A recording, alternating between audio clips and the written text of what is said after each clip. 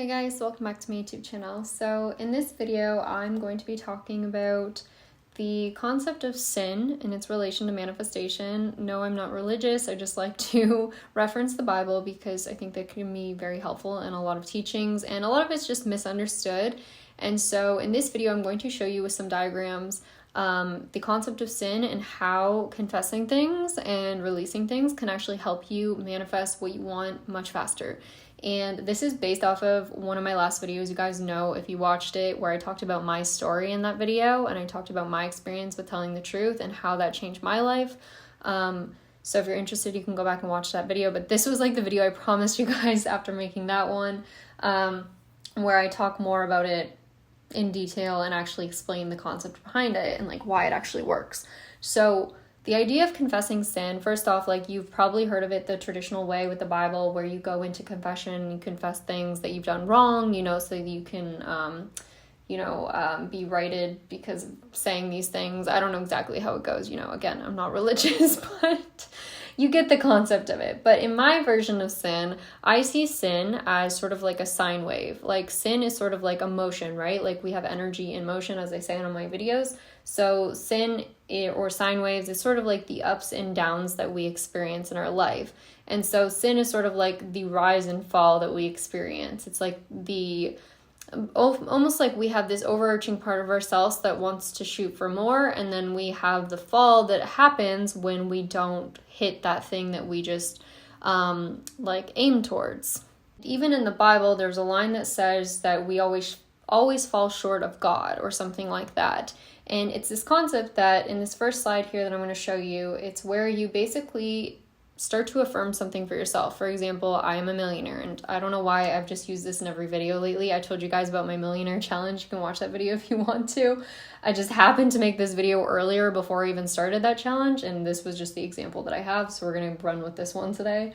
But it's the idea of like you saying, I'm a millionaire or something, and then what happens after you say that affirmation, what you'll notice in your life is often that later on there will be a fall that occurs. It's like the initial high, the initial reaching for something, and then there is a fall that occurs. This is just like, in the Bible when it talks about Adam and Eve and the tree and then the fall and whatever. It's the same kind of concept. It's like falling from heaven. You get to reach up to it and you touch it for the first time. And this is what happens. When you affirm something, you touch that thing. It's like you got to the top of the mountain, you touched it for the first time. You felt it. You had that tiny little feeling of it for the very first time. The first time you had the desire or you set the intention, you felt it. And then what happens is that feeling, it was just a fleeting feeling, and then it falls again and you fall back into the feeling of not having it, right? So that is the rise and the fall. And that is the sine wave that you create. That's like the wave of the up and then the down. And this is where we get emotion. Emotion is basically reaching for something higher than you currently are. At least you see it as something that is higher than where you currently are. And then you fall back down to your current position again. And we do this over and over again until we finally become that thing. And that's usually how you see life go for most people, is that they will be like, oh, I had to work super hard and like I had to go through all this stuff before I could ever become that thing. And it's like you have to go through all this hard stuff to become the thing you want to become. And that's because in between you and where you want to go is really what actually is what you could call sin, which is the limiting beliefs that are telling you that you aren't already that thing, or that you aren't already capable of being that thing. There's something in between you and where you want to go that is blocking you from instantly just becoming it. Because if you've ever seen the movie Lucy, I talk about this a lot. She talks about how everything that makes us us are just obstacles. So when you finally open up the mind completely, there aren't any obstacles anymore. And essentially, it's like everything is available to you. That's why she can just click on a line. If you saw in that part of the movie where she just expands that one line, she can see all the lines of all the different people. That's like you just being able to select a timeline and just zoom into it instantly, right? And that's what you should be able to do, because the truth is that you've always been this thing that you want to be. It is you already, but there's been blocks that you've created in your life that have come between you and this reality that you want for yourself. And again, this is what sin is. Sin is really just the limiting beliefs that are blocking you from being whole, that are blocking you from the truth of who you really are.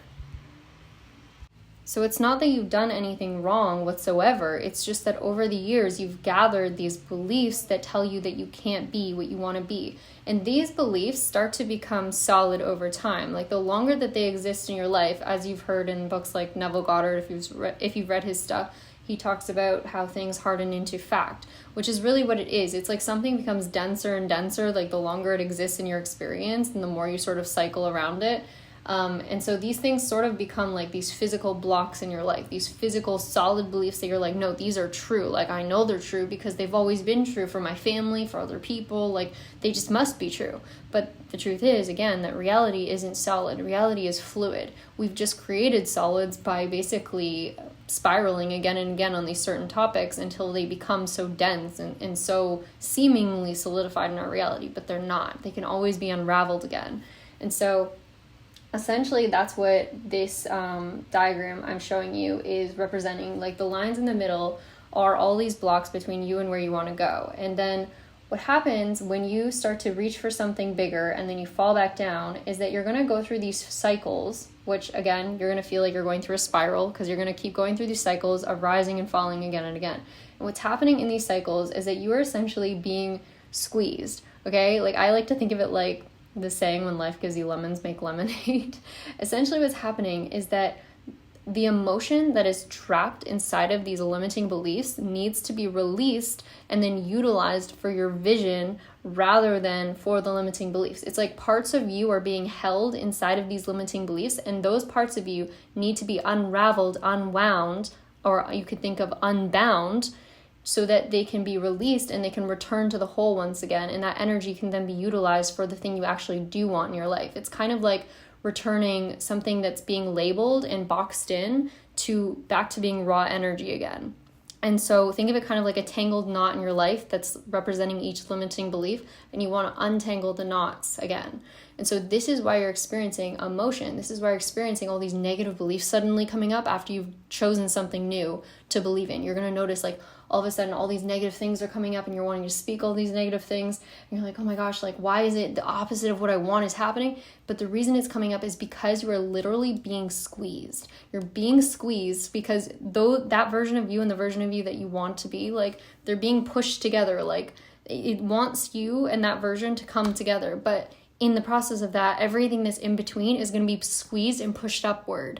And so it's going to come out of your mouth. It's going to come out of you. So you're going to feel all these emotions and all this release happening. And that's normal. And the only problem with this is that most people think it's bad. They think it's wrong and they judge themselves for the things that they think they've done wrong in their life, or the things they think that's like embarrassing, or like I shouldn't be saying this, or I'm going to mess up my manifestation. Like, and this is what's also wrong a lot with like the Bible and everything, is like people confessing their sin and like blaming themselves, being like, I'm such a bad person for this. Like the whole idea of confessing sin is to release yourself from the sin, because the truth is the things that you think you've done wrong, the things you want to blame yourself for, aren't blocks. They don't hold you back from getting what you want. What you want is a separate reality entirely. Like the things that you think are limiting beliefs are not actually limiting you in any possible way. It's only the brain telling you that I must overcome these things to get to where I want to go first that's blocking you. So if you can release these beliefs, if you can confess them outwards and let them be seen without judgment, you release that energy back to yourself again. Like you let yourself go, you set yourself free from these concepts, okay? So again, you will feel like you're being squeezed. You're going to feel, some people even physically, like I even felt physically like you're being constricted and you feel like you just have no choice but to speak these things out, or you feel very emotional. This is okay. And this is like, again, part of the process. And during this process, what you're going to feel is that your life is falling apart. You might feel that at some point in time. You might feel like your life is falling apart. You might feel like all these pieces are just falling all over the place. Your life is going complete opposite of the way you're expecting it to go. But that is because, again, it's like all these little things are rising to the surface to be released. And I like to think of it like a bit like dominoes, right? So when you start to release things, when you start to set yourself free from certain things, like it's almost like one starts to knock over the next and the next and the next. It's like you start to create momentum in your life by setting yourself free from these things. So the more you set yourself free, the more you start to knock down these walls that once existed and were blocking you. It's like all of them start to fall like dominoes until eventually it's like you get this flat line where you can just walk straight across to the new version of you, basically. So this is the concept of like, again, life falling apart or feeling like everything is just like a mess. It's going to be a mess first because you have to break down the old foundation, the old beliefs, before you can build a new one. Like, your old beliefs are going to break down so they can return to energy, and that energy can be used to build your new foundation. What once were blocks will become the road that you walk on. They will become your pathway or your bridge. So like, the things you think are negative or wrong or bad, like those things once released will become your bridge to the something new. This is what we call like the bridge of incidents, right? The bridge of incidents is just the in-between phase. It's the phase when the old system is breaking down and falling apart, and then the new one is being built from that old system. So like, every time you break down something old, think of it like you're creating a new step forward, because where you couldn't step before, now you can. So as I show in this diagram, like the old system collapses and it feels as if it has always been who you were meant to be. Like, so you start to get to this phase when all these old beliefs start to collapse, where eventually you start to feel like this version of you, this millionaire version or whatever it is that you're manifesting, you start to feel more and more like you're meant to be this, or you start to feel more and more aligned with it, because there's no longer things that are blocking you from it. There's no longer like clouds in your way blocking you from seeing what was always right in front of you, because the truth is, it was always right in front of you. You just had to remove everything that was blocking your sight or blinding you. Like in the Bible, it talks about blindness and curing people from the blind. That's what it's talking about. It's talking about removing the blockages that's in front of them, blocking them from seeing their own worth, like their own, like, I don't even know what to call it. Like the fact that they are everything that they wanted to be this whole time. It was just these fake false beliefs, these masks that were blocking them from seeing it. And then at the end here, I have a slide that says the current you and millionaire you essentially start to become one. The shadow and the soul, aka the light, reunite once again, because that's the truth. It's sort of like in Peter Pan when he loses his shadow all the time. Like, that's what's happening with you. The light and the dark version of you were just separated over time, but like, they were always meant to come back together and reunite into one being once again. Like, both halves of you were meant to become whole, because again, yin and yang, like the two halves create the whole. Both the dark and the light, like you can't have one without the other. So, which is why again, it's so important to release your negative beliefs, to let them out, to let them breathe, because they will build the new foundation. The old builds the new builds, I don't know where I'm going with this, but you get the idea. I'll end this video with a quote that I have on my fridge that I've had for years and I think is very important. And the quote is that every obstacle is just an opportunity in disguise. And I strongly believe that's the truth. As soon as you are able to either face something in your life that's been like, you think is like the end of the world, and like, oh my gosh, I could never admit this, or I could never go through with this. Like, if you just actually move forward with it, or not even like move forward with it right away, but just release the guilt that you have around not doing it, just doing that. Like, that is already creating a new path for you. It's like opening up a doorway that was always there. It was just like, you just couldn't see it. Like, it's just, the doorway's right there. It's right there in front of you. Like, but you just couldn't see it because you're being blocked by guilt and shame and doubt and all these things. But ultimately, like, life becomes so much easier when you start to release all of this. Like, I'm telling you, there were things that I thought I would never get done. Like, I procrastinated certain things for so long, and I put them off for so long. I felt so bad about it.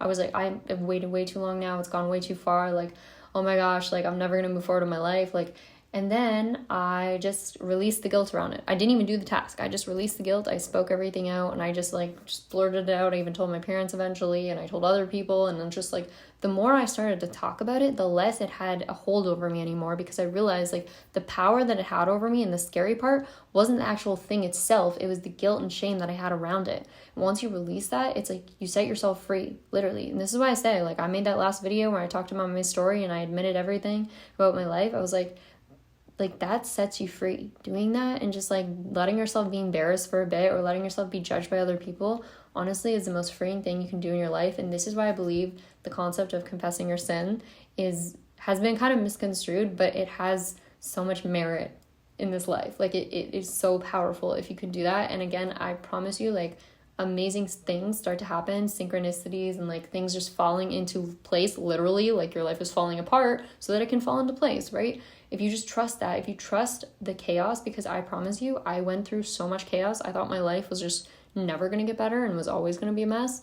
Like, but I trusted it, and I kept trusting even when it made zero sense, even when I felt like I was just the biggest mess of all. And now everything is starting to fall into place and everything's starting to make sense, all because I just started to admit things and be honest and just like not judge myself for having negative thoughts, because negative thoughts are human.